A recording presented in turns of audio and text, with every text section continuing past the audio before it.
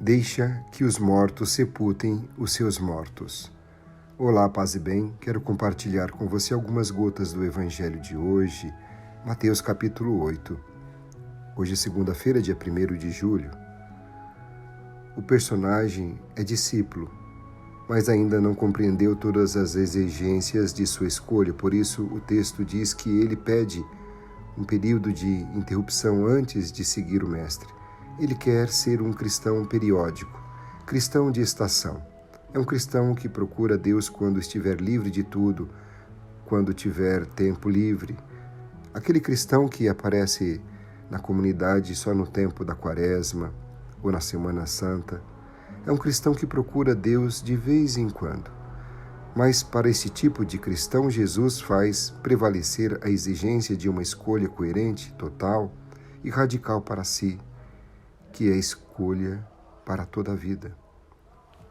Este segundo personagem da passagem do Evangelho de hoje pede a Jesus permissão para enterrar o pai, mas recebe de Jesus esta resposta: segue-me, deixa que os mortos sepultem os seus mortos. A menção do pai nos leva ao episódio relacionado com a chamada de Eliseu no Antigo Testamento. Eliseu pediu licença a Elias para ir despedir-se de seu pai. No Antigo Testamento, a tradição, o pai estava viva, mas para Jesus está morta. Segue-me, deixa que os mortos sepultem os seus mortos. Não se trata da falta com os deveres de piedade para o pai defunto. O pai aqui representa uma tradição que não mais salva. Abandonar o pai significa ficar independente da tradição transmitida que não tem mais valor para ser mantida. O pedido para enterrar o pai indica a veneração, respeito e estima pelo passado que não mais salva homem algum. Por isso, os mortos aqui são os que professam essas tradições mortas. São figuras de um mundo de morte sem salvação. A tradição morta ou a cultura de morte gera morte e mortos. O discípulo, o cristão, ao contrário, é chamado a ser defensor e protetor da vida em qualquer circunstâncias e instâncias, pois a vida é o dom de Deus. E o próprio Jesus se identifica com a vida quando ele mesmo diz: eu sou a vida, eu sou o caminho, a verdade e a vida. Segue-me, deixa que os mortos sepultem seus mortos. Jesus não quer que descuidemos dos nossos falecidos.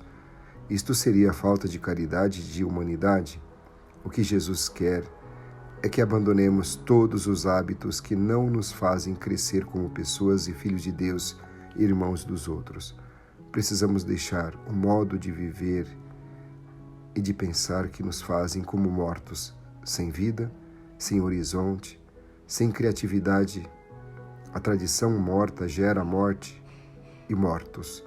Ao contrário, precisamos seguir aquele que nos faz viver, aquele que nos diz: eu sou o caminho, a verdade e a vida. Precisamos crer naquele que nos garante a vida. Precisamos olhar com carinho e seriedade para o nosso modo de viver, para descobrirmos nele os hábitos que não nos fazem crescer ou não nos fazem viver com dignidade e avançar na caminhada da perfeição cristã. Sabemos que nosso grande problema não é implementar as coisas novas na nossa cabeça, e sim tirar as coisas velhas e mortas de nossa cabeça. Ao mesmo tempo, precisamos olhar para o modo de viver de Jesus para que sejamos homens acabados como foi ele. Se queres seguir a Deus, deixa-o ir adiante. Não queiras que ele te siga, dizia Santo Agostinho. Para estar aberto diante de Deus é preciso abandonar hábitos negativos, isto é, todos os hábitos ou costumes que não nos levam à vida plena. Nos ensinamentos de Jesus encontramos o caminho para a verdadeira vida. Vale a pena encarar todas as dificuldades, pois a vitória está reservada para quem é perseverante neste caminho.